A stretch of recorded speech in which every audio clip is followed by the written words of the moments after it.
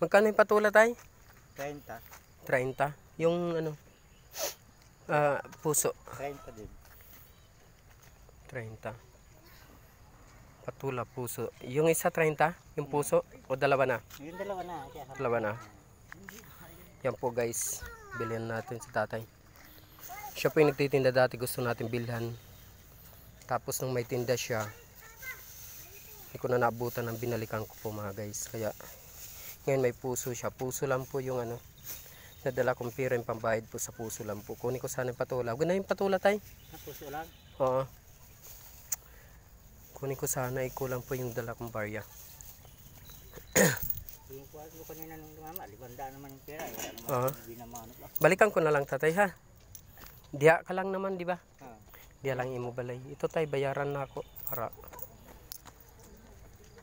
para nalalaglag din yung short ko.